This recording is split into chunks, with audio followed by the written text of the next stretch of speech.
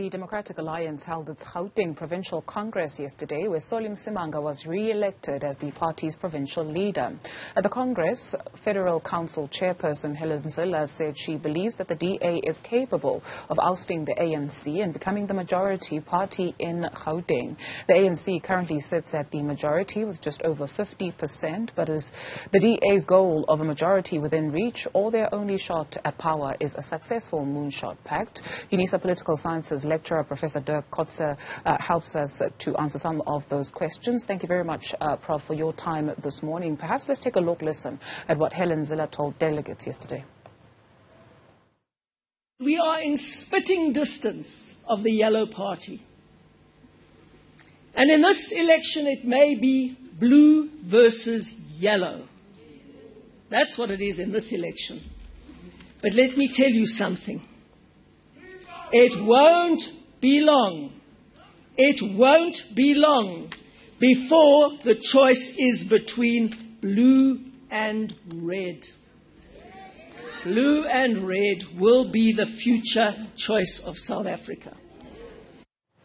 Professor Dirk Kotze, Zille says that the Democratic Alliance does polling on a daily basis, and on Friday she sits anxiously awaiting some of those results, and so far the polling numbers look good for the part of the DA. How is the Democratic Alliance's polling, or how does it work?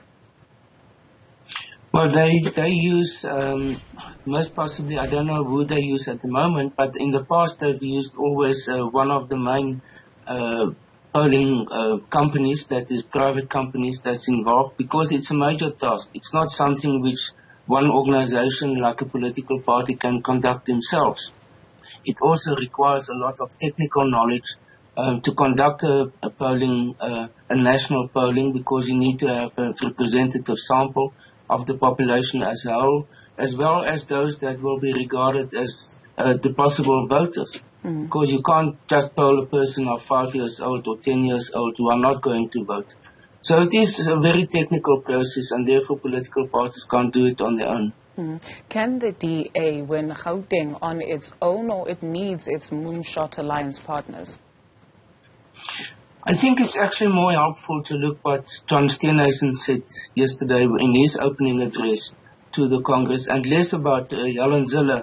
Zille is the more aggressive person, the one who is more like, I would call it, the political entrepreneur, who tries to sell the DA to everyone. While I think John Steenhuisen talked much more about the possibilities of coalitions and the dynamics of coalitions. And his point of view is that they think as if the coalition, as the so-called Moonshot coalition, if that can come to life, they can get within about 2% from the 50% plus one cutoff point. That is obviously ambitious, but I think what he says, it's not the DA on its own, it is rather the DA within the context of a coalition, which I think is the more realistic way of looking at it in any case. Okay, let's take a listen at Solly Msimanga's election speech.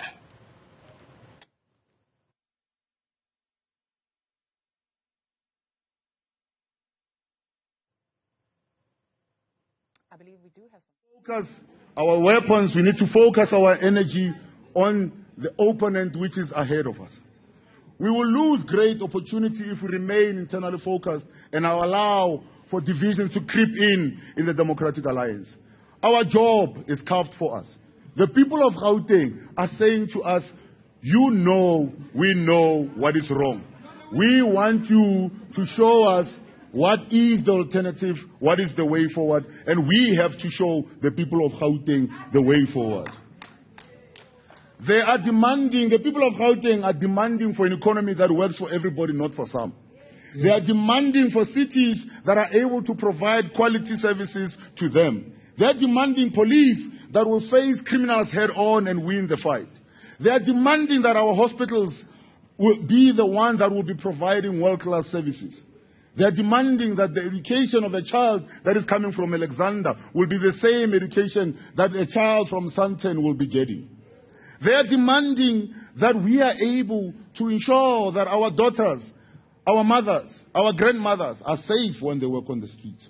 They are demanding an end to infrastructure collapse, where in Mogale, water now is becoming a scarce commodity. In certain parts of Johannesburg, water is becoming a scarce commodity. They are demanding fairness in jobs. They are demanding that we open opportunities for all. We cannot do this if we continue to be focused and become internally looking. This is what the people of Gauteng are demanding of us. Professor Kotze, Solly Msimanga mentioned the DA being internally focused and internal divisions twice in that short clip. Is the party internally focused? What does that mean? And what internal divisions are you aware of? Well, the internal divisions normally within political parties, and that apply to the DA, especially at the time of elections, of party elections, is about the internal competition. In the case of the DA in Gauteng, there's also regional issues between, for example, Ekurhuleni on the one side and Tshwane on the other side, and Johannesburg, and then Gauteng South. So there are regional dynamics within parties which are not necessarily making it dysfunctional, but it means that they are looking inward. What we've seen now lately was, at this conference, for example, was quite intense competition for the different positions of the leader and the chairperson and the deputy chairperson. Especially at the deputy chairperson level, there were 5 different candidates. So these are, I would say, necessary competition, but the test is whether afterwards they can forget about this contestations and then come together again. And I think this will be the test for the DA. It's not very apparent that there's serious, in terms of how we look at the ANC factions within the DA. When it comes looking more at the national level, then within the DA there's certainly differences between the Western Cape and Gauteng, and maybe to some extent KwaZulu-Natal.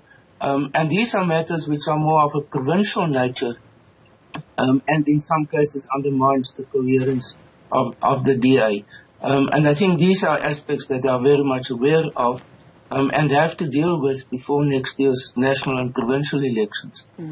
We heard yesterday how the ANC is a dying party. For now, the DA is a spitting distance away from the ANC in Gauteng, but in the future, it is very likely, or rather Helen Zille used the words, it won't be long before the choice is between blue and red, meaning the DA and the EFF. Is the ANC a dying party? And how should we understand this admission, right, according to their polls? Would you say that the EFF poses a threat to the DA? I think, again, Helen Zille is who she is as a politician. She puts matters in very stark terms. I would put it very differently. And I think the political reality is not exactly what she presented to the public. She does it because she has already started campaigning, and that's very understandable. I mean, we are within less than a year from the national elections. So we can expect that all political parties are actually start doing that. But I think if we look more at that reality, the political reality, what she calls a spitting distance away is actually what I mentioned earlier on, and that is, it's not the DA on its own. It is the DA in collaboration with its coalition partners that, in the case of Gauteng, certainly will come very close. Because remember, at the moment, the ANC's majority since the election of 2019 is only 1 seat in the provincial legislature. Their majority is 50.12 or 19%. So it is almost no majority that they enjoy for the past 4 or almost 5 years. So there is therefore an unrealistic opportunity for the ANC to lose it, because the trend over the years has been that of a decline in their support, both nationally as well as provincially in Gauteng. So if one continues or if those trends continue, then it is almost inevitable that the ANC will lose its majority in Gauteng. The question, however, is who will be the alternative? And I think for her, talking about it's either DA or EFF is simplifying it, oversimplifying the situation. As I think we all argue, the future looks like coalition formations, coalition groupings that will form. So it's not a choice between single parties, but rather between parties that coalesce with other parties in order to form a collective alternative. In a nutshell, the Moonshot Pact's prospect of success is there?